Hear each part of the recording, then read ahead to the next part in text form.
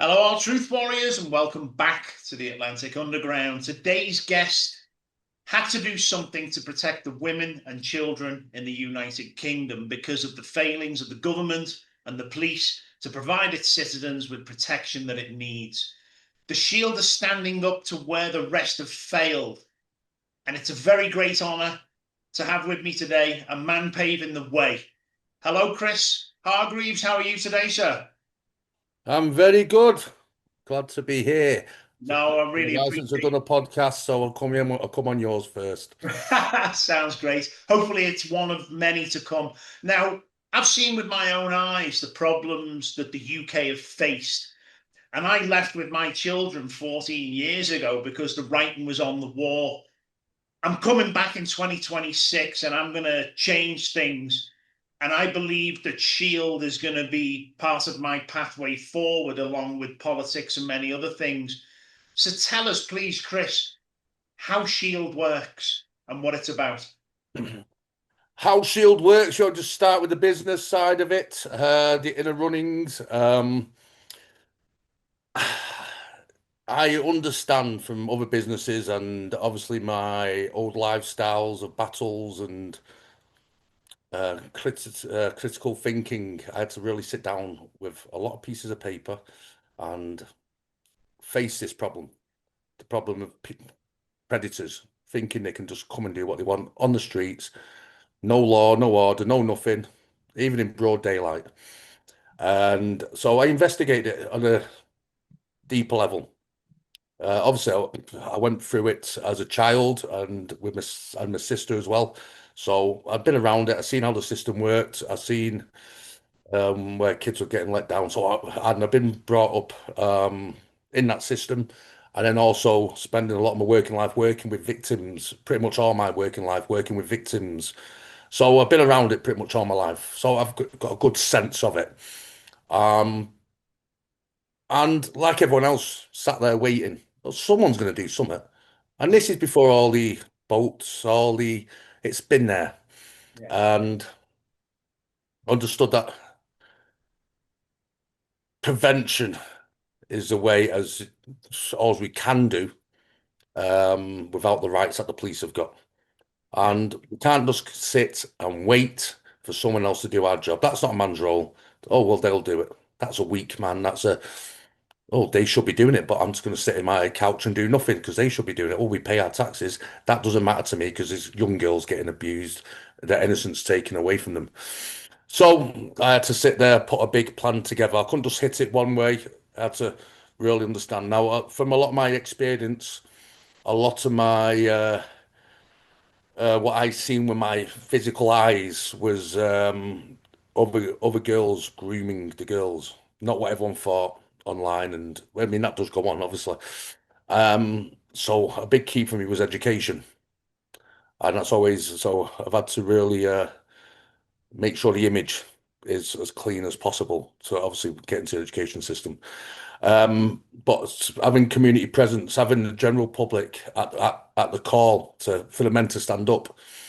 But the biggest area I wanted to hit, and it all had to tie in together, was the what I call the Vanguard team, and these are mainly mostly at the moment mercenaries, people that have done the time, very high into surveillance, intel, etc. So I'm going to start with their team, just give you an idea. So they've got their own Operation Command Unit, a group of men that take all the emails, all the calls from the public, and it's horrendous what these guys see. And they then obviously filter through it, and it goes to the to what can be done goes to the team, to the Vanguard, the lads, and I'll go do the surveillance. And if everything checks out and there's something going on, then we go in as a team, a big team, and make a show. Um, Legally, we can only do, we can't. I don't want to risk any of our lads or get it shut down. That's my worst fear in all this is having it shut down. Yeah. It's too easy for government or whatever. If they don't like it, does shut you down. I don't want to give them a legal standing to shut me down, and I'd rather work with them at the moment. So the Vanguard team does that, and they've got to can then they can call upon the community units. We've got 12 regions across the UK, 12 big teams spread all over the UK, and they'll go out at the moment they're out patrolling schools and hotspots at the moment. The Vanguard do their thing, and the safeguarding team is working in the communities at the moment, but should be in the schools soon as well. And it all ties in because I've that safeguarding unit, the women up there, the kids talk to them, especially with care homes. The kids speak to them, they can pass it on to them. When trying to, nobody should have fear of calling us because that's what a lot of the things people do not. I went to one hotel where they had rooms for people taking children, and I can't understand it, but I could understand that there's men like this in the world Yeah, that do this to children. I couldn't understand why that man walks past the bar, the person on the bar, the receptionist, the cleaner. That I was like, why? I couldn't understand. I understand the gangs that are involved. I've met them. I've been threatened by them. That make this happen, but they're not threatening the bar staff. So and so I went and spoke to them. What's going on? Blah blah blah. They're too scared, yeah, and that had to change. So again, that's why the Vanguard bring it. It's okay me being not scared, but you needed a bigger gang. Ones that these Eastern European gangs can't threaten. yeah, And other gangs. So yeah, it's we've got nearly 40 managers. That is a scale of it at the moment. And we're only 5 months old. 40 train man that have all worked together, one big unit, right across the nation. I spent a lot of time with, everybody said, "Oh, get people on the ground." I was like, I'm not to roll this out. I need management in place, solid foundations. yeah, Any fool can put anyone out on the street. Anyone can do, you don't even have to come and join the show. You just go walk around. But it needs to be organised. So yeah, when people come on to join up, I built a um, big portal, like it's just like Facebook in our website. They'll join up. They'll go and find their region. They'll find their regional manager in there, and I've even built my own academy now, and so they can do get qualified in first aid, de-escalation, and safeguarding, which is what I teach. And then they're out on their teams. They can go in community presence, or they can go in the Vanguard, or both, and whichever. And yeah, we're just rolling out everywhere now. yeah. So, So yeah, it's hitting all areas, and my aim, I've got two aims.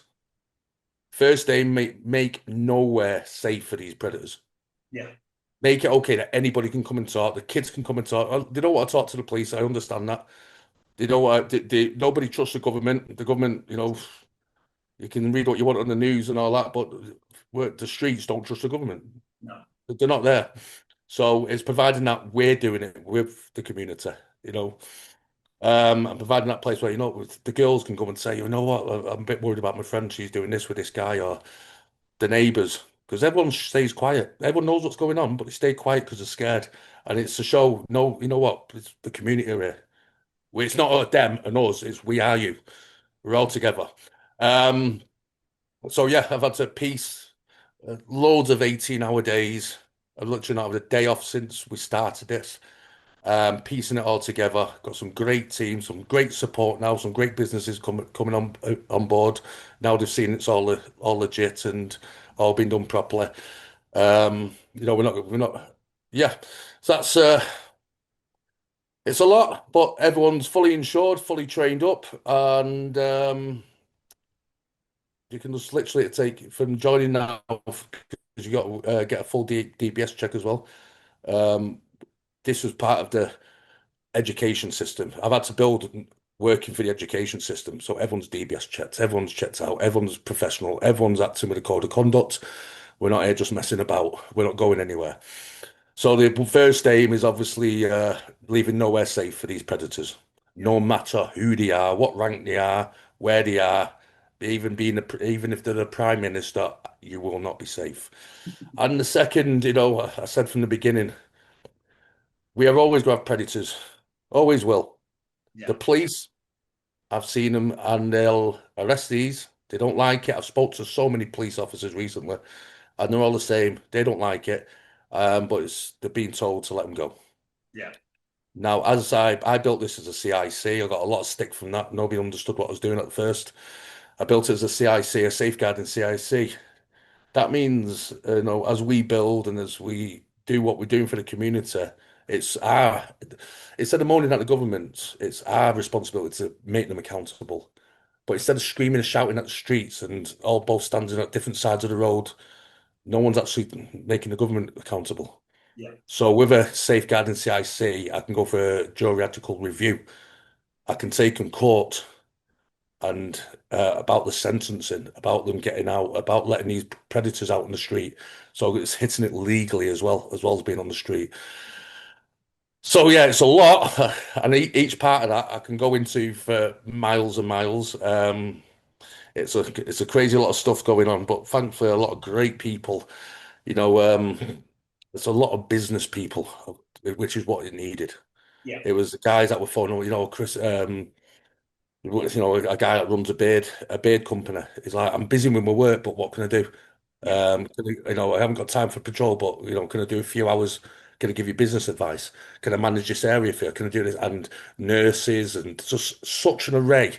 The big, massive management team is such an array of personalities, but they brought the brains with them. How to be organised, how to man manage, and that's what we took, really taking our time to do, making sure we got a proper academy, making sure that no one can come at us. Not like this, no, not worried about the street people, like the government. My worst fear is putting this out and it getting taken down, for a tiny mistake. So we set out and we did it properly, and it's finally done. That's it. What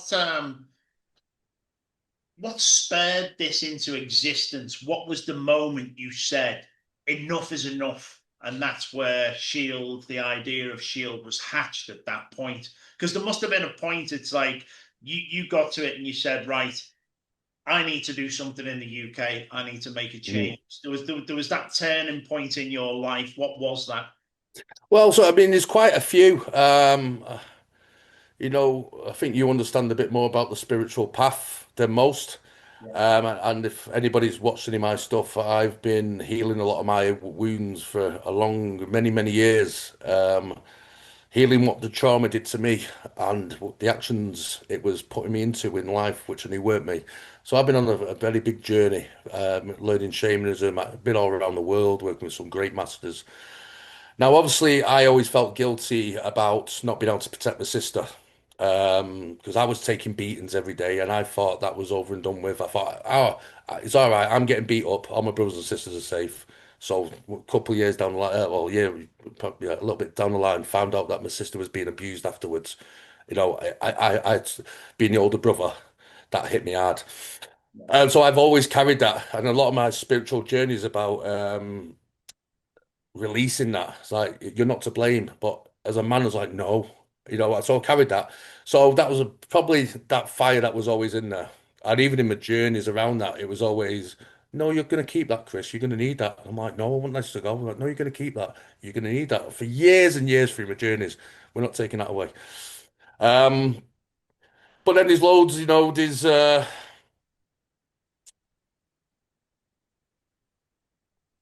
um working with so many people that have been abused, and it was endless, endless. I was, the whole team was knackered. Was doing spiritual retreats around the globe. We were fully booked all the time. It was endless. We were giving, giving, giving, and you kind of get caught thinking you're making a difference there. You're really helping, but they just keep coming, Yeah. and there's so much out there. And so, one of my journeys again, journeys, and I'm not, anyone that understands ayahuasca journeys or spiritual, when you're in a deep meditation, you're in a deep trance. I've left my body and I'm fully in the other realm, let's say. Yeah. And the message was clear. I was like, I'm tired. I can't keep doing this. I am tired. And also, I was very aware that I was so tired, I weren't doing my best. And so that was playing on my mind as well, because I always want to do my best. And the moment came, it's just, oh, go out and stop it happening. go and it was a big relief. I was just like, and there's a bit of a there was a bit of a message was put because I teach shamanic drumming. I've done for a long time. Is put your drum down now and pick your knuckle dusters back up. And I was just like, I was like, really? Can I do that? Really? I was like, because I've been doing retreats for so many years. It's all new for ages. But I was an outlaw biker, as a fighter all my life before I went down that path. I was always, bare knuckle fight, so much working on the doors and, obviously, yeah, the let's say the occupations I undertook at that time was all about being the warrior. Yeah, And it was hard for me to stay on my spiritual journey with that part still there. And yeah, every time I wanted to get rid of it, it's like, no, keep it. You're gonna need it. I was like, what for? I'm in the Amazon rainforest now. It's everything's zen. So it all tied in the end, and so I was just a big relief. I was like, so I don't have to do another ceremony. I was like, go and yeah, pick your knuckle dusters back up. And it didn't mean literally. I didn't have a pair of knuckle dusters, but it was like, you're a fighter. yeah, Go and fight now. Which makes a bit more sense, down the line, down the building of it. I couldn't have done this with all me toxic behaviors, that was on me from all the, so I got to learn all the trauma through going through it, years and years of abuse every single day. And I couldn't have built this because I wouldn't have had the mindset, I wouldn't have had the stability, these the strength to stay calm in chaos and make the right decisions. I wouldn't have been able to have it. So it all kind of tied in, but it was such a big relief. I will absolutely love doing my retreats, yeah, but I absolutely love doing the last one yeah. as well. What I found with the retreats and with the medicine that I was working with, same setup that you've been doing, and I did it for years. Again, it really brings so much out. It really humbles you, and it allows you to see a lot more of reality than you would ever see with your own eyes on a day-to-day basis, regardless how much meditation or whatever anyone does. And what came to me with it was, I always look at that yin yang symbol of the dark and the light. And every a lot of people that I'd go and do ceremonies with, it would be all love and light. And I'm there and I'm like, there's a balance. You've got to have as much dark in you as you have Mm. light. And you have to call upon that dark and light whenever you need it. This is the tool. I always used to say, what's the purpose of love and light if you can't stand up and fight? And Yeah. that to me, that symbol itself really shows the balance that we have to have in life. And some people are more in the dark and some people are more into the light. But I think working with those medicines allows you to find that balance and find it, not only yourself, but your true purpose in life. I wish it Mm. was more widely available for people to use. But again, there's certain governments that don't want people waking up to the truths around the world.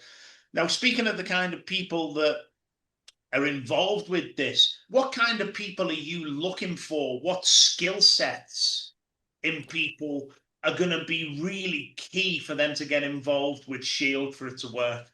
So the biggest issue we've had is people not. I mean, it's an issue all over the world. People not willing to work for the bigger picture. Everybody, oh, quick, no, let's go and do that. Let's go having their own ideas. With so many of us have put so much time in, and it's all of us working together. There's no like one leader. We all sit down, we all go, right, this is what we're doing. I've kept it so simple. Let's just stay within these lines. So it's well, people that see what the real enemy is. Not being down to race or let's just go and do that thing, or it's the enemy is anyone that touches children, and also the ability to, you know, the ability to, if you're in a situation and you know you can handle yourself, knowing that if you're going to hit someone, then you've just shut everyone down, and that means everyone's getting out, and that means all the military lads that have put in so much time surveilling and operating, and the lads in the office that are putting all the time in. So it's we've been really, really honing down. It's better quality over quantity Yeah, to get the job done. But yeah, there's jobs for everyone on the grander scale. But it's they've got to be able to work within that mindset. We have we've got old age pensioners that do bits of work, do a bit of admin. We've even got private investigators. We got an ex Met Police sergeant of 30 years who did a training manual. Who did, he written a manual for a lot of the police work that goes on today. Um, yeah, there's everyone is bikers. There's It's just we've got doctors, we've got solicitors. It's just such an array of people, Yeah, but that all goes away once we all come together. yeah, It's so nice, and especially because I built our own portal, their own it's like a Facebook that we've got built into the site. It literally just looks the same as Facebook. Um, so they're all on there talking between themselves in the groups, and it's become like a proper tight family, and everyone understands the importance of doing it right. yeah, yeah, Uh, One little mess up of anyone, and the only people that win are the predators. yeah. No, that's it. So you mentioned that you used to be a doorman and you were involved with the bikers and stuff, but we know where you are currently. But tell us about your background and what you did before Shield. So I was in the Sons of Hell. That was a 1% club, 1% biker club. That 22 years did that. As you know, so obviously you're thinking, well, you're doing spiritual thing. Yeah, I was still in the bike club as well. Um, um, so yeah, 22 years of riding with a great set of lads, and everywhere, just doing what 1%ers do, as you can imagine. A lot of, as the tattoo says on there, sex, drugs, and rock and roll. It was a rock and roll party, and I was doing a lot of. It's no, it's not hidden. I don't hide my past. No. There's a lot of. Going back 10 years ago, dealing in everything. There was nothing that didn't go through that I wasn't working with or going through 10 years ago. The drugs, firearms, it was constant. Um, and then obviously the door work as well. And that was going back to when doors before the SIA came out. Yeah. That's when, I used to have a big gold knuckle duster with bouncer written across it. It's, what we got paid. I can't believe people work on the door these days for what pennies that they get. We was earning big money there. There's a reason why everyone had big gold rings and all that. We made a lot of money because it was a hard job. But yes, that was, I started on the door. I was actually 14, 14, 15 when I left home. And all I had was a rug. I lived on the 14th floor of a high rise in Salford, and all I had was a rug. Yeah. Um, and I just come in at night, get on my rug, roll myself up, and I just remember that was when I was like, right, I've not been in school. I got kicked out for being so violent. Um, So that was the time. It's like, right, get out there. And I'd be out looking for work every day. And then somebody worked at Heaton Park on the boats. He run a door company. So I did a few days, went, no, you're too big. He goes, you come and work on the doors, you. And that's how that started. Yeah, on the door, IDing people. Wasn't even old enough to be there myself. And that got me involved in a lot of naughty stuff. We're going back to times of the Noonans. Um, yeah, it was probably the party time of Manchester, Yeah. and mix up with every gang. Every gang. That's when I remember we turn up for work and go, no, we've got to go take this door over now. Go and get a bat, and we just go and take it. We'd go around and you'd be taking over someone's door, and you probably knew the lads that was on there, but your boss wanted that door. So yeah, it was fun times, but I was only very young. Yeah. That was for about 4 years, 4 or 5 years I did that. And that's so I ended that when the SIA came out because of my record for doing my job good. Because I'm such a good bouncer, they won't give me an SIA badge. So it was that time I went and I was working on a biker club at the time, a nightclub, and I knew all the lads. So I was like, oh, if I can't work on a Friday, Saturday, I'll come out with you. and that's 22 years ago. And that was it.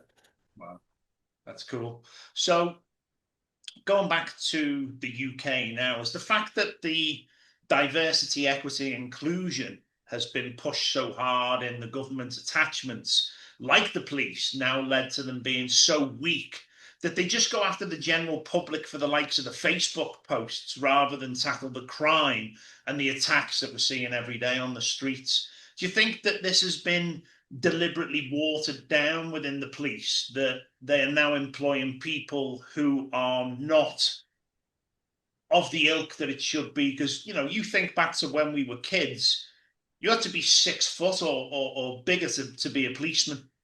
There was a certain standard that had to be met because of the responsibilities. And I look back at when I was a child, we didn't have the problems that we have today.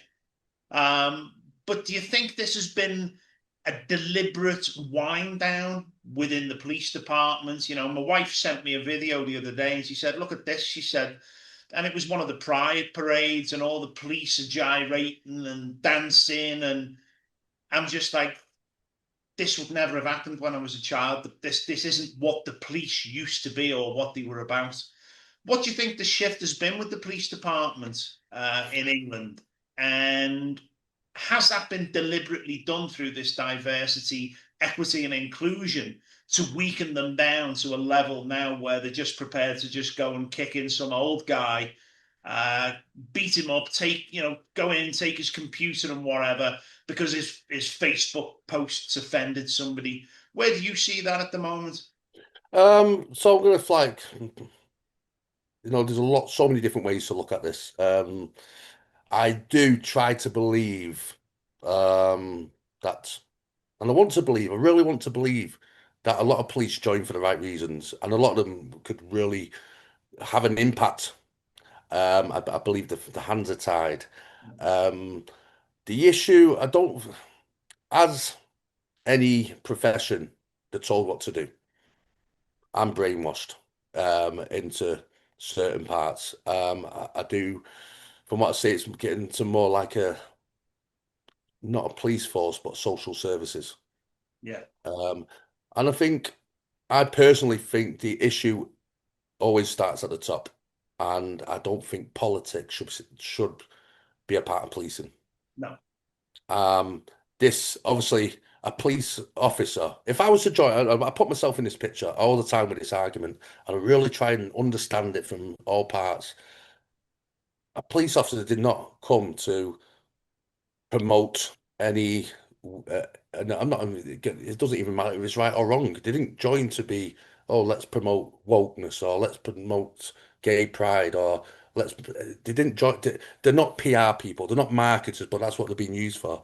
yeah, They came, and I really do want to believe this, and I'm really going to try my best to stick to it. They came to stop people hurting people in the community. Now, so I think the average copper, the average policeman, but you then got the issue of who's running them, and you've obviously got the mayor and the government, which they should be stopped that straight away. I'm not saying we've got the answer, but that is not the answer. So then, whoever's in, the chief inspector is being told, or whoever it is right now, is being told who to hire. We need to look like this. We need to. They don't. Don't think the, it's only happening because they're being told to hire this, hire that, be seen like this. We need to build confidence in the people. Let's get these in. But you're not, because you've just stopped being. You stop being police. yeah, The crime's manic. Somebody was around having a discussion with me yesterday about it's funny now the parents got told to stop smacking their kids, mhm, and now we're seeing that all these undisciplined kids are running around stabbing each other, yeah, torturing everyone. There's no law on the streets. It's rife. It's not, I don't come across that it's not safe. It's a very safe country, most parts. It is a very safe country, but that's just not due to policing. That's just because of the people, you know, the wise people. Um, but there's a lot of very unsafe areas. But yeah, I, personally, my opinion is the government should not be using the police as propaganda. Should let the police, if anything, I know everyone's, you do need some accountability. Where does that look? Maybe elders from the community, Yeah. people that they're sworn to protect. They hold them to accountability. What's going on? What's going this? But not to be used as political agenda Yeah. and to push out politics, because that's why no one's got any trust in them. It's Mhm. why they're not doing the job. Yeah. There's no copper out there that joined to get someone for a Facebook post. No. But They on want to get the saying paedophiles.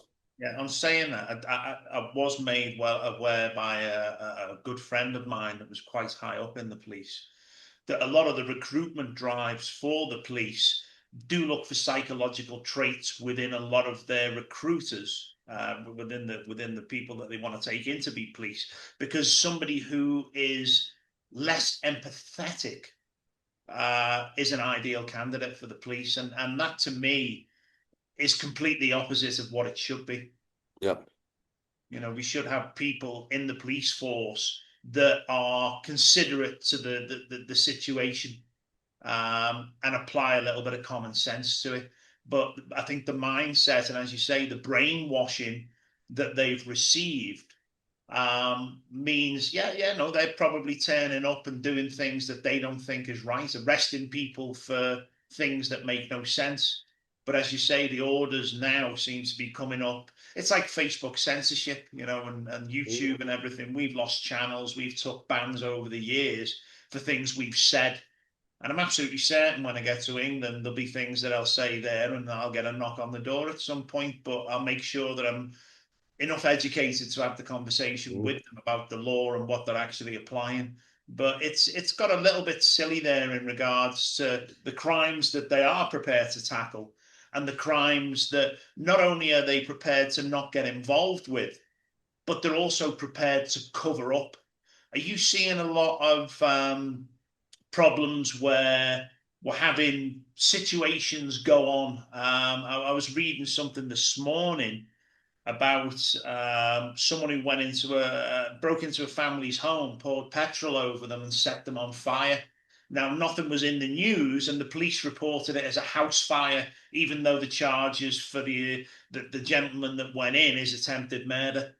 Um, are we seeing a lot of crime hidden by the police because the police do not want the people in the UK knowing, firstly, who is behind it, and also the level that we're at with these kind of crimes happening?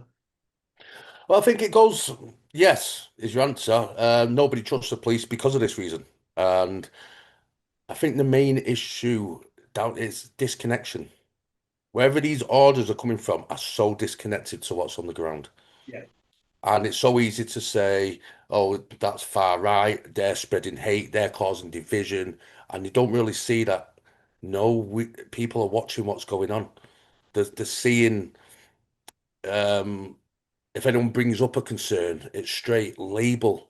No, you're spreading hate, you're the problem. And I think the way the police are acting, because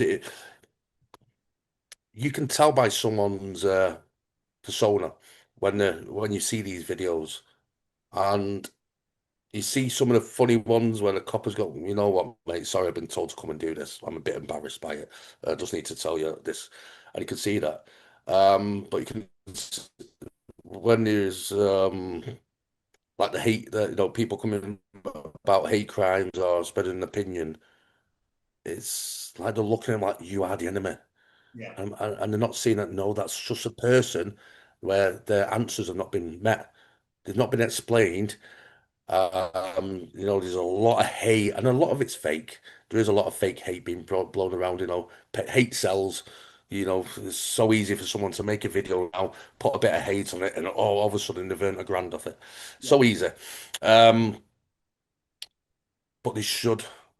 They're so disconnected. They're not even answering these people. And I think there's a whole thing of the police, instead of answering them questions, they're trying to do this, or they're being told to, I should say. You've got to remember, police join for one finger, it's the PR behind them that's sending them to do this.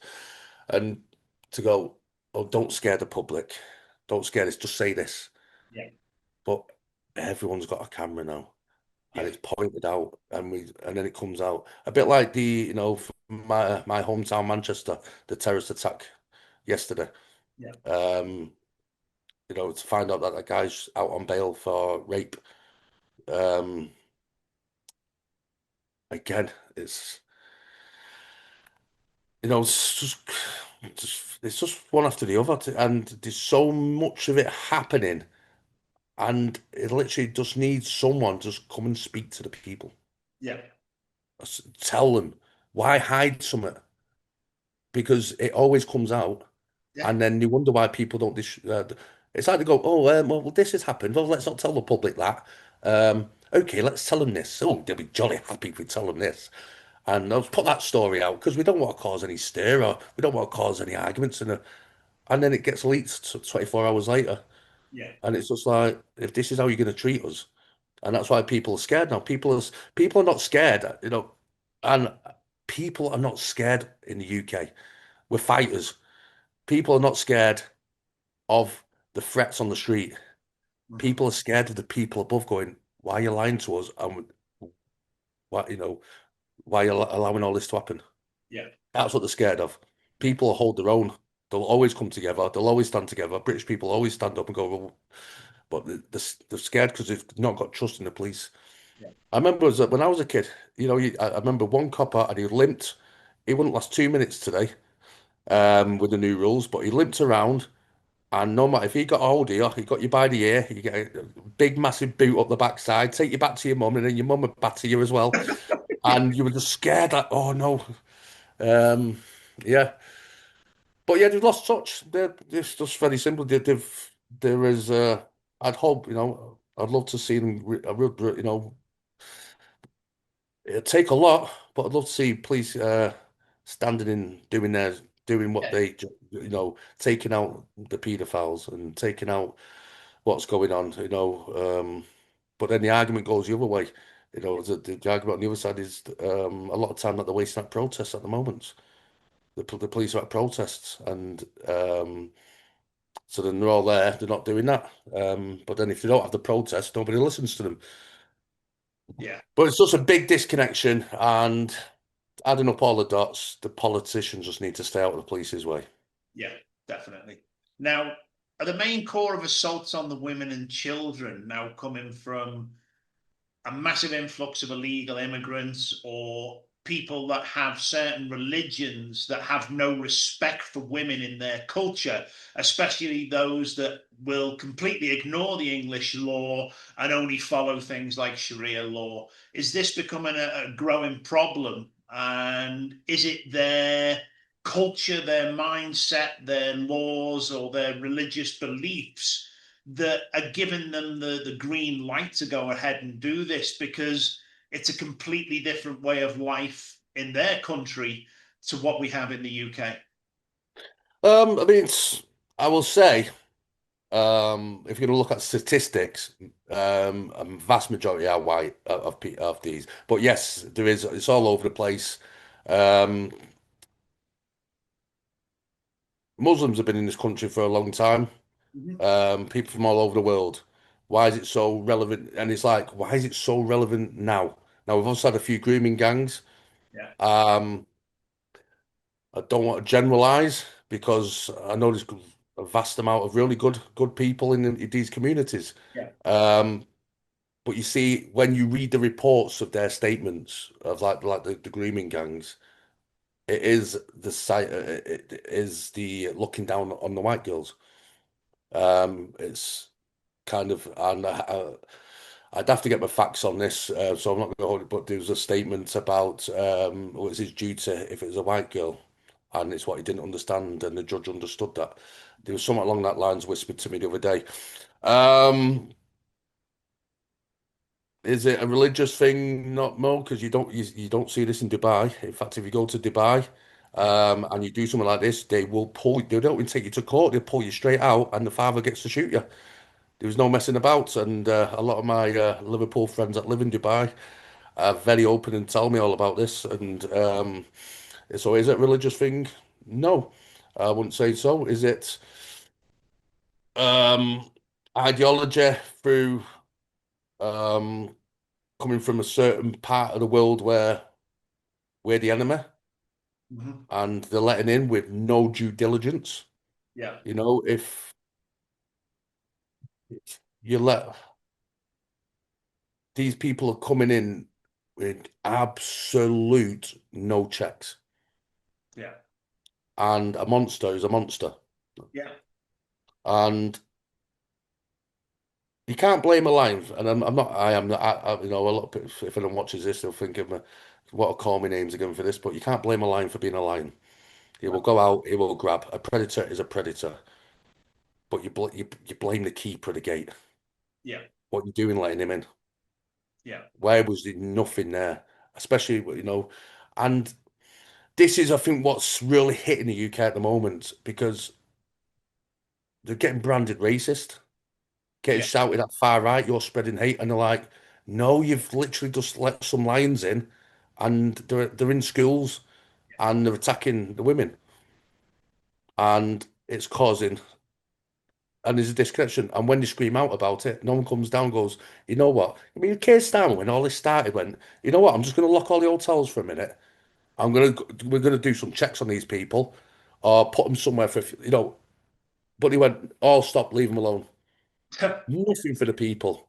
Absolutely, you know, he could have got anything. You know what? I'm just gonna let's just put him in a holding place. You know, I understand that, you know, because of the Brexit, France is getting its own back and going, well, we don't have a deal on borders anymore.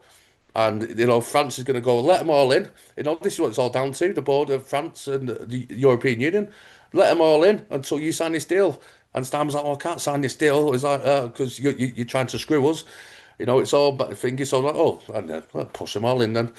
But that's not, you know, we can understand the bigger picture. We can understand what situation they're in. Yeah, But it doesn't mean just put them in on the streets with the people. That's what the people are not happy about.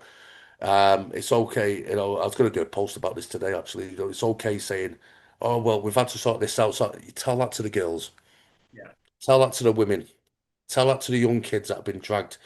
You know, your first point for a politician should be protecting your people. And yeah, I wouldn't say it's religious. I'd say where they're coming from is they're not civilized. yeah. You know, and the people might argue with that. Call me if you're not civilized because a civilized person would not do such a thing to a child or to a woman. No, no, that's that say. They say there's 50 something thousand. I've come over on the boat. There's not been 50,000 rapes. I think there's 100, I mean, it's a lot, 100 and something attacks on women, which is a hell of a lot. Yeah. Um, so yeah, where was the due diligence? If That's I it. was in that situation, you know, and we only know a snippet. We cannot pretend to know the whole story. We don't know what's in the Prime Minister's head or what's in them office, but we know France and European Union what screw us over for Brexit. You know, they what screw us over for the water and the borders. We haven't got to deal with them now, so they don't have to deal with anything. Um, so that's the situation. We can understand all that. If I was in that situation going, right, we've got this and these are all coming over and oh, the human rights thing, and oh, well, and they're trying to get me back into EA. And, you know, if I sign this contract, I'm screwed the country, but I can't tell them about it. We can understand all that. Due diligence Yeah. But the thing is, somewhere. Be a leader, be a man. Go, you know what? No, right, well, I've got this situation. Put there. And that's all people wanted was please just at least do something. Don't just put them yeah. straight out because it's, you know, But the funny thing is, and like the way I look at it as well, if you're some kind of an asylum seeker or somebody fleeing a war-torn country or whatever it is that they're going to use as the excuse, the law is you're supposed to go to the first place, the first country that is a safe haven. Now, these people are traveling, anything between 5 to 15 countries to get to the UK. Now, I think the main core of why they're doing it is because of the handouts that the government are prepared no, to of do. course, yeah, of And they're coming course. for benefits. They're coming for the 5-star hotels, the phones, you Mm. get a bicycle, you get money. Now, if the government withdrew that, there would be no incentive for these people to come, which means the government have caused the problem, not only knowingly, but deliberately, and most likely for a divide and conquer to weaken the people. And as we Mm, move closer towards the likes of the things with the digital ID, and there's going to be a lot more coming down the pipeline with things like that, this has been a deliberate invasion to the country. I mean, if you want to travel across from your country and then get yourself onto one of these boats and come across. I've heard numbers banded around that this is going to cost you 15 grand. If you've got 15 grand to start with to get to the UK, then you're not in a hard position. And these guys are turning up with cell phones, designer clothes, and it doesn't look like they are an impoverished family coming from a war-torn country where they've lost everything. And mm. nobody wants to talk about this, but this does seem to be a major thing. And I do think it is a deliberate agenda by the government, unfortunately. And its intents and purposes, I think, is to break down the power and the voice of the people that should be speaking out against this. What are your thoughts on that? Um, nothing. Nothing is for no reason. Nothing is for no reason, especially with the timing of it. Yeah, You know how it's all worked out. Now, if these people came over and they're let in, and knowing exactly what they're going to do and how we're going to react, and they say, "Well, we'll have to stop the benefits. We're going to have to stop giving them this, but that means we need to stop the human rights people. Are you going to sign for this?"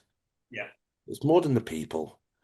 These people coming in with Great Britain, with the UK, we can stop anything. We yeah, can do anything. We've got the backing. We've got the might, the power. This is why you're sat there looking over there, and I'm going to turn the right versus the left. We're going to let all this in. We're going to woke the police, ever unsafe, and you'll soon sign all your rights away. And that's just a repeated thing of history. yeah, Just keep repeating. Put you a fear there, and now the digital ID card. Oh, we're going to stop them with the digital ID. All you're going to do is lose rights. That's how the governments work. So yes, and they're seeing, obviously these people, they're seeing the pictures. I know what the law states and all that. They're seeing the videos, saying, "Oh, Great Britain, oh, you get this, you get this, you get this," off all the friends and all the other people on TikTok. It's an invasion, if you want to call it that. It's a welcomed invasion. yeah, There's no way if the government didn't want them people in, or they wanted to do due diligence, or wanted them to do it down the right way, they wouldn't let them in. yeah. That's right. And if you hear what they keep saying, every single time, and it's getting more and more when they're saying it now, is it's human rights. So it's human rights. Yeah. So they're already planting the seeds of they're already telling people, "Oh, we can't do anything because it's human." Yes, you can. Yeah. While your rights are violated and removed, and not only that, the taxes you pay as your cost of living goes up in the UK is all to fund and continue this. Is that we lose our rights because they think that people from another part of the world. I mean, as you said before, areas, United Arab Emirates, Dubai, places like that, we could never turn up in their country and start demanding things that are demanded here. We have no rights in those countries. Mm, And if we don't toe the line, we're kicked out. It's as simple as that. But yeah, for some reason, the shoe seems to be on the other foot here. Now, one of the main issues I wanted to talk about as well, that I'm actually seeing is the gangs of kids on like electric bikes, all dressed in black with the hoods up yeah. and hats, all hanging around, armed with machetes and knives. Now, I hear the stories from friends and families who are getting attacked in the homes by them, as well as them assaulting the children and stealing the bikes and cash off them and things like that. Is Shield able to do anything about these situations? And is Yeah, this, we're going to concentrate on one thing. Concentrate on the paedophiles. That's big enough. We haven't got the manpower to do that. we are uh, we've got a lot of gaps to fill where the police and the government let us down, Yeah, and we set up for one thing, and that was the paedophilia. You also, I know a lot of people I've sat down at meetings when some of the team like, oh, can we do that? If we even attempt to start policing the street, the whole community then turn against us as well. Um, if to be honest, just having a word with a few of these kids about what we're doing, and they'll actually, oh yeah, we're look, yes, they wear ballies and they run up and down and they're all mugging each other. Again, again, look at us when we were kids. We had a lot, all right, we were disciplined, but we had a lot. The parents are tired, everyone's knackered, yeah, everyone's running around in fear. The kids are not. These are the these are, you just start to see the generation of when they stopped teachers and parents disciplining kids. yeah, The amount of parents, and they're like, I don't know what to do with them. They won't listen to me. They will not listen. The yeah. parents got no control. And they're just running around. They've got nowhere to go. There's no job hope. There's no finger. So what are you going to do? They're going to run around and take. And that's again, it's a social construct. It's we've created that. The community's created that by going along with this. And if there's no hope, they're going to go out and survive. It's a bit like these that are traveling all on the boats. They're Yeah. coming, they're going for whatever they can get. Yes, what I look at that and go, what other choice have they got? And they haven't got a choice at the moment.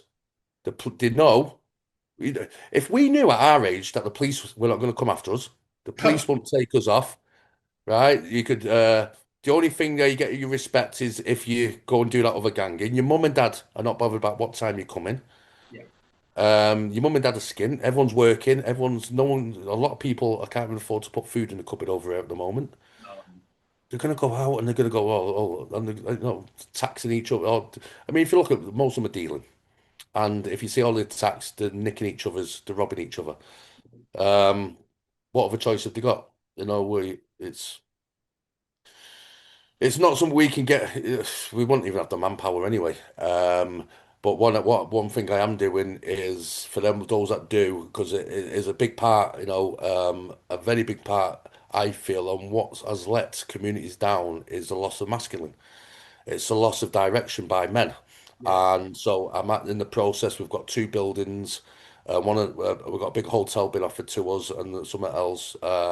I'm working with some very close friends, intelligent men, to build a come and stay academy where they come and stay. Young men come and stay for 6 weeks and have mentorship and teach a lot of the stoicism and stuff like that. I'm just really busy with the Shield part of it at the moment, but Shield is under CIC, and that's Human Evolution Group. CIC, it's a community interest company. So I can't make no profits, no nothing. It all goes back into it. Um, and so this, we can say, shall we stop these kids? You can't stop them kids. There's nothing. Yeah. Nothing you can do. There's laws against hitting them. They all know they're too young to be arrested. You know, they've never been whacked in their life. They just carry knives around. But you can plant the seeds and be med in the community and be guidance. Understand that they're not their enemy. Yeah. They're the victims of the circumstances of the demasculation. It's been quite a while now that the world's been demasculating slowly, Oh yeah. and That's this is the effect of it. There's just no discipline. Everyone's in isolation.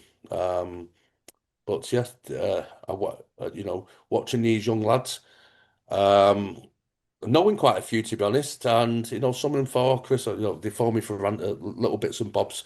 Um, when you want some help with motorbikes, funny enough, they're on the bike and that, but it's not, no, they're not on the bikes that they go and can you help me build? Can you help me start business building my own bikes? Can you help me doing this? And there's no role model. no. Very few role model that are not woke. Because Yeah. I said about going to one of there's a young lads club, and he said, "Oh no, they just talk about transvestites and stuff there, and make us watch these videos." And these are like little kids that have been on the street since 8 years old, making their own. They're not interested in that. No. But they say at the moment the best businessmen at the moment are the ones that came from drug dealing. So you have a lot of genius young businessmen there anyway. But yeah, I'm trying to bring the masculine back in them, give them choices, change, show them mindset with the youth. And this is what the actual safeguarding team that I was talking about before, part of the Shield, the women that are running that, that's what they're going for first is you. They're actually looking at churches and stuff at the moment where they can rent community space to get the kids in, to get them off the streets and provide, but none of this pansy stuff. We're going to give them some real good stuff. But yeah, it's all depending on the people that come forward. Yeah, Um, Everyone that comes forward are needed in so many different areas at the moment. But yeah, I don't think it's a case of Shield going out and stopping them doing that. I think it's as a community giving them an alternative because they're only doing that because they've got no choice. yeah, Now I know it's in London especially, it's rife, absolute rife. yeah. The Well, brutal there where there's no talking, they say you can't talk to them, Chris. Honestly, they can't. They're so ingrained in the whole world is my enemy. mhm, And yeah, like, yeah, it's a crazy everyone likes to add speculation and look at it, but not willing to go and speak to them. Go and get out and see what their issue is. Everything's oh, they're the enemy at the moment. Pointing at everyone in every direction while they all sit behind a laptop. Let's just get off your ass and go and do something about it. Go and speak to them. Go and it's a community's fault because we all stood down. And we did. It's our fault. Our generation, we stood down.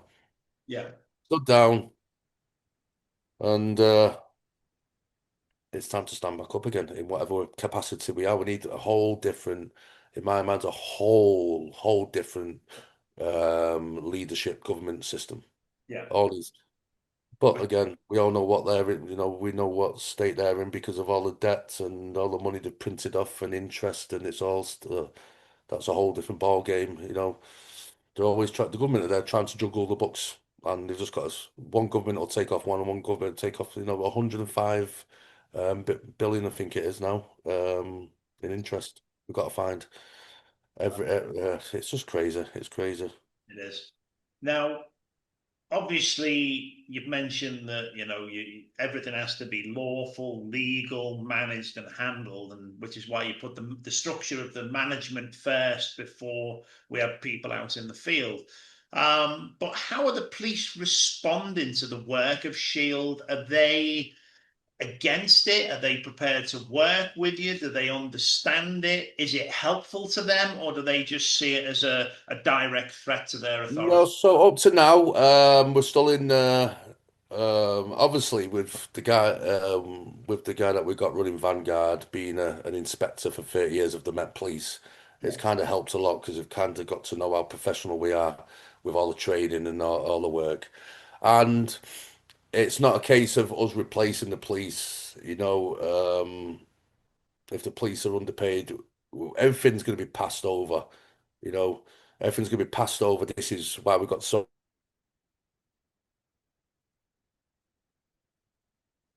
we've just lost you for a moment there, Chris. I know you're having power issues there with the storm over in England. I'm just going to pause this just in case we can get you back. Sorry about that little glitch there. Chris is dealing with a storm in England that keeps knocking the power out, but we persevere, we don't stop. So, Chris, we were talking about how the police are responding to the work of Shield. So we can just pick up from there again, please. Yeah, so obviously with the guy, he was a police sergeant. He's helped a lot, all the Passover. But we're in a lot of meetings at the moment with them and with council because I didn't want to disrespect, just put people out, Yeah, shove it in front of the police, in front, say, oh, we will still do it, but I'd rather do it respectful. Um, but yes, it's we've not had one bad word, especially about how it's run. They were a bit worried that it was vigilantes, and we've had to explain a few times. It says, we're not going out soft, just because we're all being legal and all that. If once we know who's done something and they're part of these, we've got to remember I'm going after the gang. Yeah. I'm going after the Eastern European, the Asian, I'm going after the naughty, the ones that everyone's scared of. Yeah. But we'll still got the teams that will look after the all the as they're doing right now, this second, and the guys are in the office and they are taking emails and working. Um, but even though we're doing it legal, when we walk in as a community of men, we walk it in, and if it doesn't matter, there's a really horrible area we're working in at the moment, that everyone is quite scared to go in. I'm not bothered. I will, once I'm there and I've done my handover and done it all legally, and if I am going to make such a singing noise online, I will be sending it, I will be doing lives from there. I will be putting shield flags all up and down these villages that apparently nobody can go in. Yeah. I will make sure, because I know what's going on. I've seen the videos. And I'm not sitting around and going, oh, I shouldn't do that in case I get shot. Yeah. Come and shoot me. I'd rather go down with a load of bullets knowing I've done my best. So even though I'm doing everything properly, don't be fooled that I'm being soft. Because when it comes to these guys, there is no soft. I will do all things legally because I don't want to get shut down, but that doesn't mean that I'm gonna dance around the edges. I will use everything I've got to shut every single one of them down, Yeah. and I won't stop. I will not stop till my dying breath, um, and I certainly won't back down. The bigger they are, and this is what I mean. I am prepping for going. You hear about, oh no, but all the elites are into it. I want to see that. I want to see that. Mhm. I want to get so big and so ingrained in every part of society, have so much public support. And it's not me running the show. We know we all move together. This is not one man band. It takes a lot of minds to put this together and a lot of meetings. I'm not scared of going to the top. I'm not scared to see. I want to know, oh, but the part of this cult and the part of that. Oh, let's go and see them. I Yeah. don't care who they are. You turn up with 3,000 men and we'll see who they are. If they've got 3,000, we'll turn up with six. Yeah. It doesn't matter. Oh, yeah, but they're a councillor, they're a I don't care. Oh, they're a lord. Well, then I've got a new stately home because I'm taking it off him. I am this. I'm not going out with violence and vigilante stuff. I'm going out legally, but Yeah. I can make a noise, Yeah. and I'm not scared of backing down. And when it comes, I have a choice. Watching another video of a 6-year-old girl and just thinking I can. I can't do that. If I ever get to that point, I'm going to step it up a few more notches. That means I'm on the right path. So the more the hate that comes at me, the more I get threatened. I just know I'm doing it right. I Yeah. actually relish it. So yes, things have to be done properly. I'd rather work with the government. Um, I'd rather work with the police. And if they don't want to, and that's their decision. If they don't want to, we'll still go out legally. We'll still go out because I will not get shut down. But I will make it so I will make it so everyone knows exactly what's going on. I Yeah. will show the files as I'm handing over to the police. I will show you, I will document everything that's been passed over, and then I'll document that they're not doing anything about it. Yeah. I'm going to play nice. Mhm. But when it comes to children being abused, nice only lasts a certain amount of time. Yeah. And I've got a lot of notches ready to go. Um, but yeah, even so, all the way through it, I will stay legal because you can do this legally. Um, but I will cast light onto this behavior only goes on in shadows. It only goes in secrecy. Yeah. It cannot, this energy, you'll understand energy, you understand all this. This is a frequency. And I studied frequency for many years. And this vibration of somebody can only survive in secret. Once someone steps up with a vibration and I can see what you're doing, it disappears. It Yeah. goes. They run. And so I will stick it up everywhere. We've got a really good company who's give us access to millions and millions of pounds worth of equipment, surveillance equipment, drones, and they're really behind us. And this is what enlightens my every day. These men coming forward that run businesses and run financial institutes and all that. Like, Chris, what can I do? What can I do? Well, let me give you that. Let me give you that. Uh, but the ones I love most are the ones that come on, the intelligent people that come on. They go right and they strategize and you understand it, and you go right, and it's fantastic. They're like, we can do this, and like they're saying, yeah, we can. And then they go, I know someone. Let me phone this guy. And he goes, yeah, I've heard about the Shield. We come and get involved. And the next day they're down here. Right, what can I do? Yesterday was PR people and new people that work for radio companies. Okay, well, I can have a word with these guys and get you in here and and it's fantastic. And that's where it needs to be because the end result, everything I'm doing, everyone goes, "Oh, Chris, just go on the street and twat them." No, I need to have people. For this to end, Yeah, it's not about me. It's not about Shield. For paedophilia to end, we need to have people in them top tiers, the yeah, politicians. Or it has to come all the way down. If a society cannot unite and all work together from all levels of all walks of life against paedophilia, we've got a messed up society. yeah, I can't mention his name, but we had a guy he owns a bank, one of the big, not bank, very big financial institute. And he's like, I've got two 12-year-old, I've got two teenage daughters. They're not safe now. Yeah, he's big time.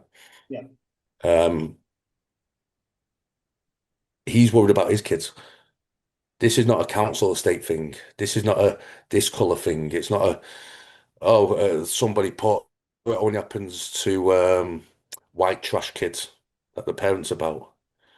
no, This is so ingrained, and I don't really want to go into much at the moment because I'll be using it for a scream and shout. But what goes on with the Albanian gangs and the trafficking, I want to get, it can't carry on. We cannot, as men, sit here knowing that all this is going on right under our noses.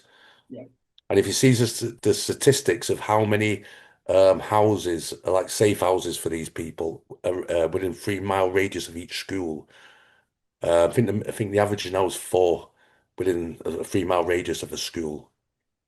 That shouldn't be happening in our community. That shouldn't be happening, and especially our generation is probably the last of the men. Because the younger generation have been brought up so woke and so mad and so demasculined. We've got to do it. It's our job. So yeah, even though everything's been done legally and through loads of meetings and all insured and getting employees insurance and DBS checks and training and really running like a big cog for all the team, it's been a lot of stuff.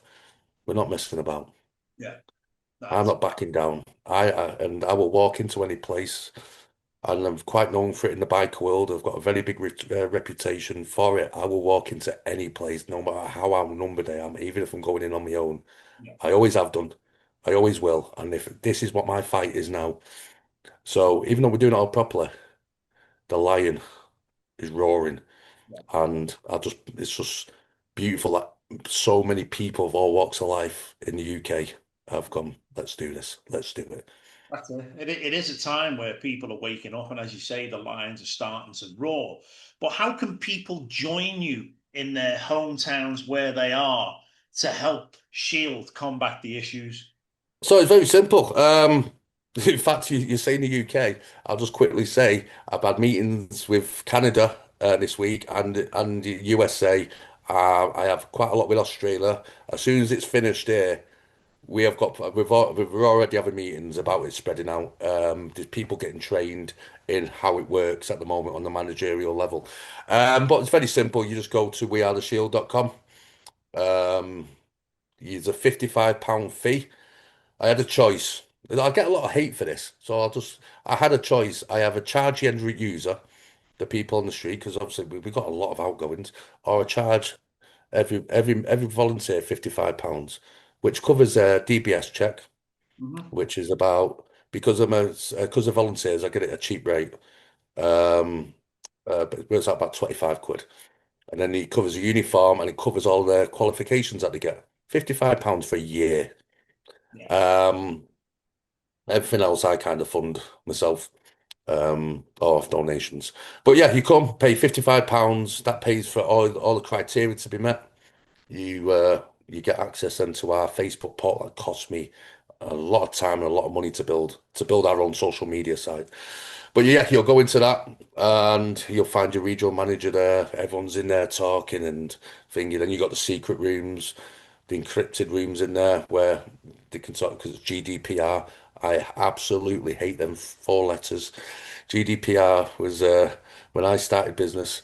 But yeah, if you go in there and you see all the operations going on of all the different areas, and it's beautiful. Get uniform, go meet your managers, get your uniform. We have events, even we're organising a festival at the moment for all the Shield members. But yeah, you're out. You can literally pick your own role. If you want to help for, let's say you're in Essex and you want to work for the Southeast team, um, you go, oh, I'm disabled or something. I can't get out much. And speak to the manager. Oh, can I do some admin for you? Can I take some calls? Can I help you out with doing this? Can I do? There's literally jobs for anyone, and it's so needed, Yeah. so needed. Um, but yeah, we're overrun at the moment. We could do with about another. We need about another. Could do with another 10,000 members just to get up the projects that we're doing. But we're all just working long hours at the moment. I remember everyone works for free here. Yeah. Literally, not one single person has took a penny out of this. Not once, not one person, and that's been nice. Especially some of the regional managers. You've got to take your hats off to these people. Are like one guy's took Scotland, etc. One's the Northwest, etc., etc. Um, they're dealing with their members 24/7, organising them as well as trying to feed their own family, going to work and got family and their own, and they're literally they're the beating heart, and it just amazes me that you know the effort that people coming forward are just putting in and just working tireless every day. So yeah, it's just literally we are the shield.com and you'll get access to everything. One thing I said right at the beginning, the people go, oh, Chris, police might come in. Police might, it's dead easy. Police might come into it, or journalists. I welcome them. Yeah. Come in. It's all transparent. I mean, policies and procedures are on the website of how I run the whole operation. Yeah. Um, I want you to come in and find something wrong. Come and tell me I'm doing something wrong. Come on. Because we can learn together and grow together. But yeah, there's nothing here. There's no hidden agenda. We are exactly what we said we are, and we'll carry on until the. At the moment, we're doing a thing. I had meeting after meeting last week with my lawyers to start the ball rolling on not letting people that do random rape Right. out. And there was a few people said, "Why are you just doing it about that?" There's a lot of rape that goes on indoors and stuff like that. The statistics of them not doing it again are quite high. Um, but random rapers are predators. Yeah. And I know all of them are. I'm not going to get loads of, but if people could understand that by taking the government to court and with this random rape thing, when there is no rehabilitation, it's Uh, I think it's less than 2%. yeah. Less than 2%. Yeah. I think So it's there's no reason to let them out. So I'm taking yeah. them to court for that. That's it. I think with paedophiles, it's something like a 98.6% reoffending rate, which Yeah. tells you it's not on cure. They can't be. Well, there is a cure for it, but Yeah. we outlawed that kind of capital punishment a while ago. But Yeah. um, but at the end of the day, you know, it's not only that, as you said, this is big business for organized crime as well, isn't it? Massive. Massive. And the effort they've put in to try and shut me up. The people they've got involved. Look, I just knew some bigger people um, from my olden days that have really stepped up and helped me out on a few issues. Um, but again, touch on that. Of course, it's a sexual orientation. Yeah. Nobody can tell me I like men tomorrow, and I go, okay. We cannot tell them not to like children. The Yeah. monsters, the monsters. And one thing from when I was in prison, I went to prison, firearms. Um, yeah, quite a while back now, anyway. And there was a half the jail was for the nonces, the kiddies, and They weren't prisoners. They were patients who got called by the first name. Now, I was in there for, I got not guilty. I was in there as an innocent man. Um, I got treated like, I had to go through hell in there. It was Yeah. battle after battle. There's a lot of stuff that happened in prison with me. Um, but they were patients. They got escorted about and got all the nice fancy jobs. Yeah. That's It's not healthy. Now, with Shield as well, there's going to be people that want to support the cause, but either don't have the time to get involved or it's not, they don't think they've got anything. But financially, has Shield set up a funding system to help with the cost of running this? And again, uh, people want to donate and put money towards Shield to help it grow. How can they do that? So again, it's all on the site. They can just make a donation on the website. It's all built in. I didn't do any crowdfunding or anything like that because I self-funded it at the beginning. Yeah, Still do a bit now, but every bit helps.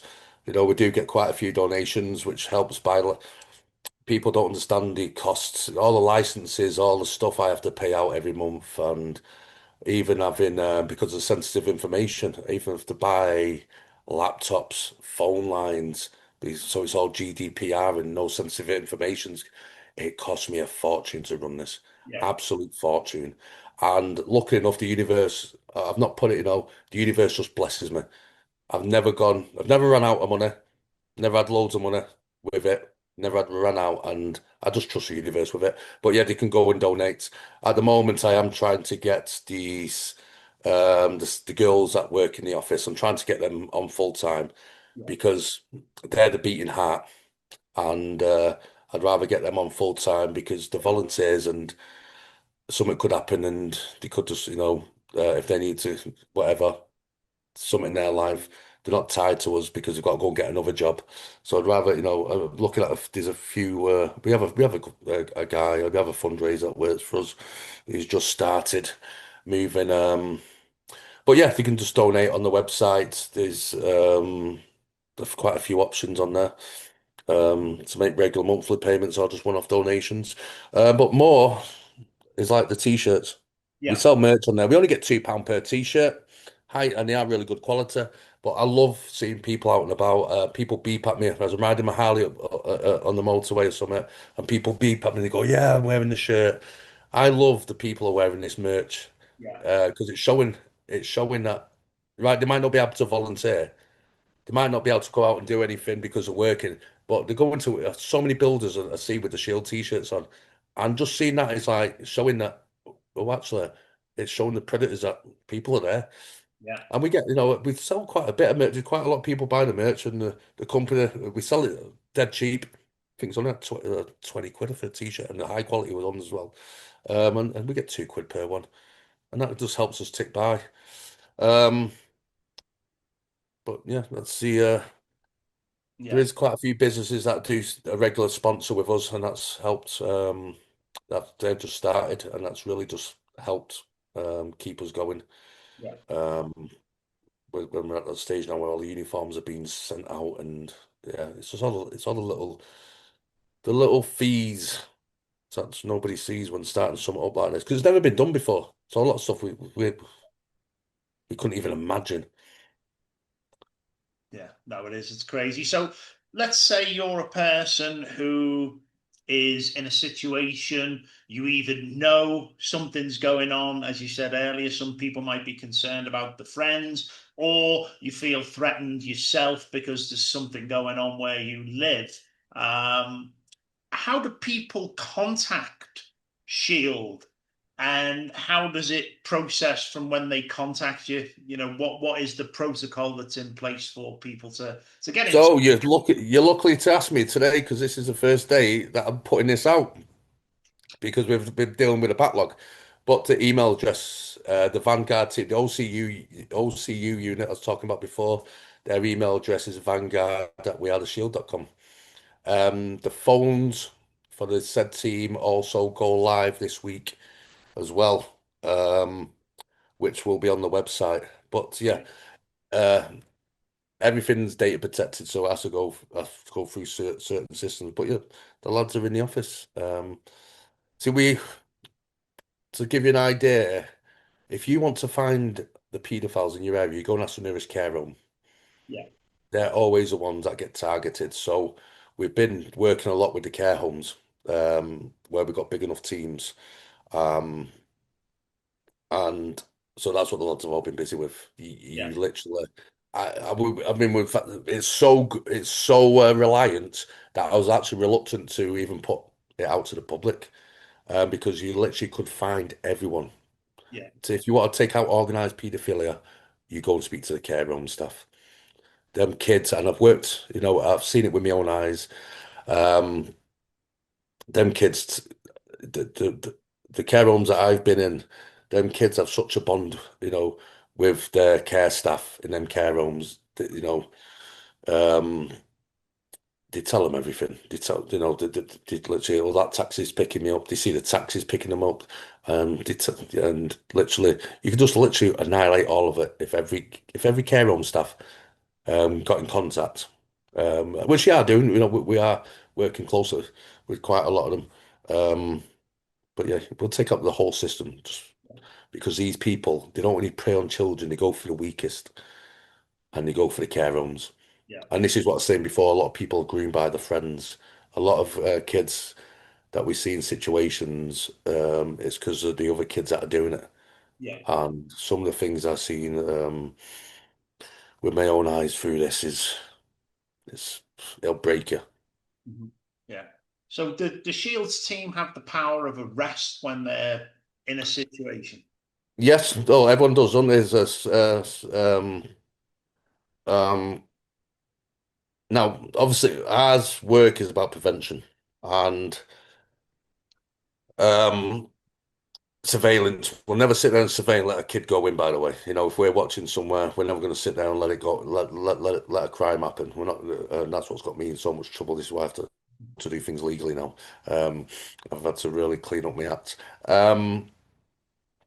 But yes, it would be, but because we're going to be working so close with the police, it's to have an organization like ours, as big as ours, that can say, "Oh, this is a shield," we're blah blah blah from the Shield. Just to let you know, we've got the evidence, and there's a kid in there now. We are going to go in. They Yeah, will turn up fast because I will make such a song and dance to it if they don't. yeah. I will. Yeah.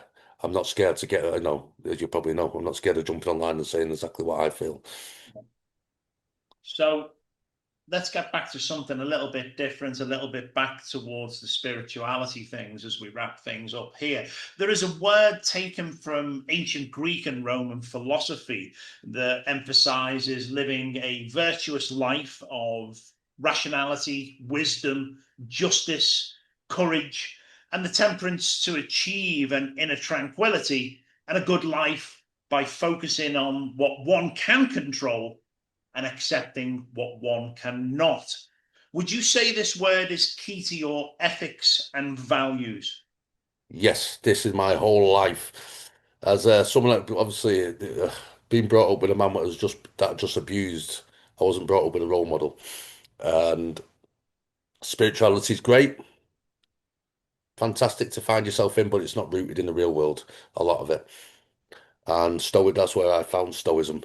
Um, yeah, to live in virtue. Yeah,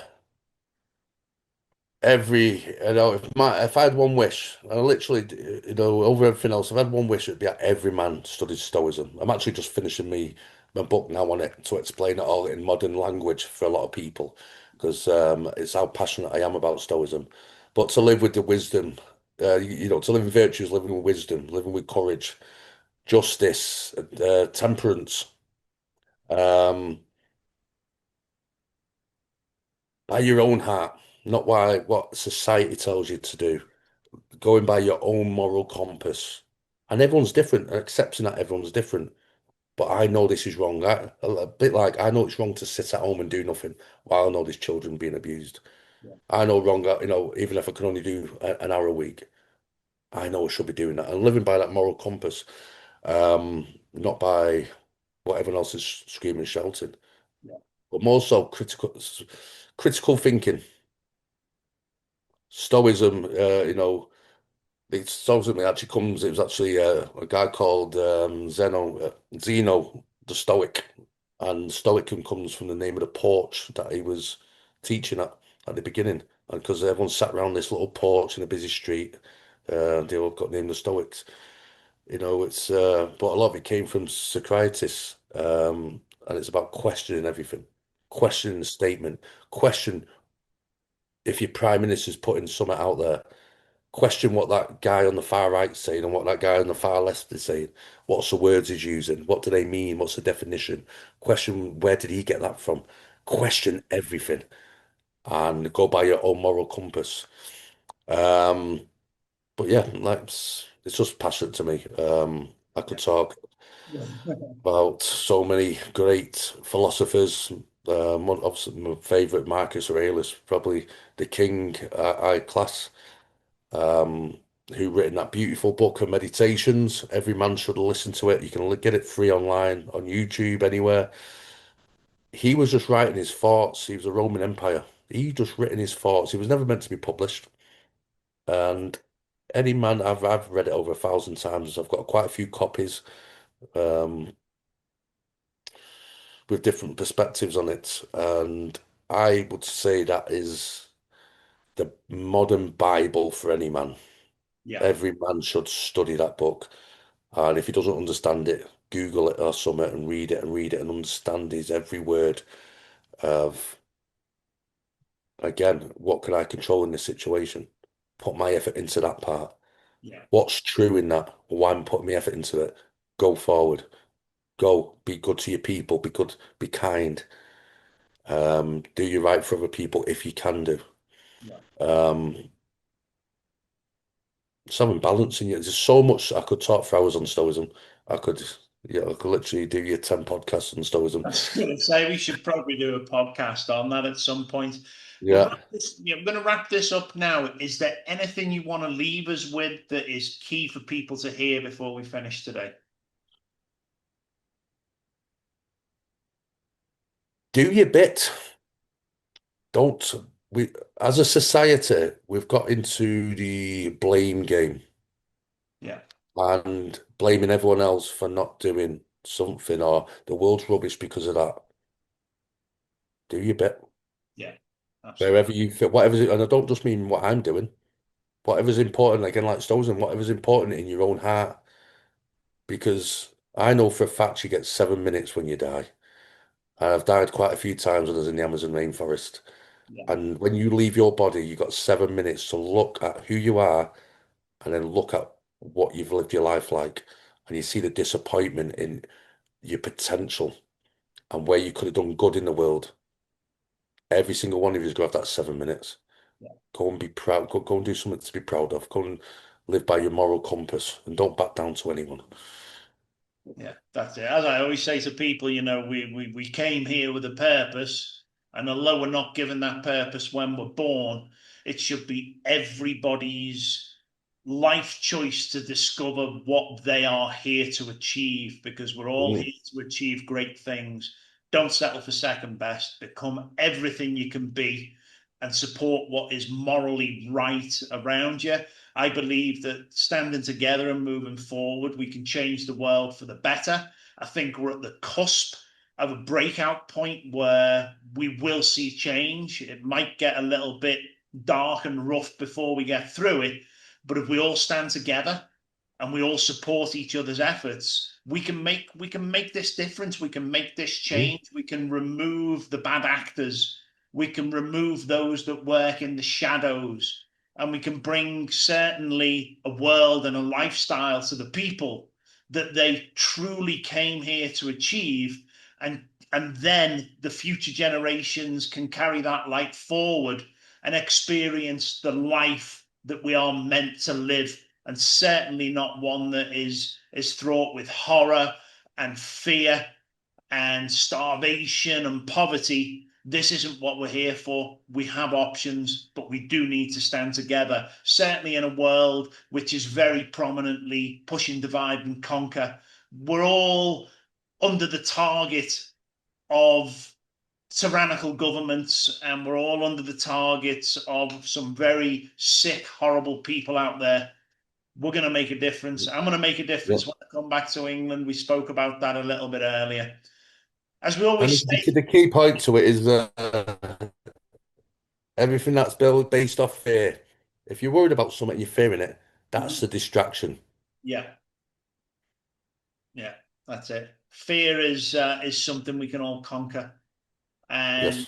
empower ourselves with.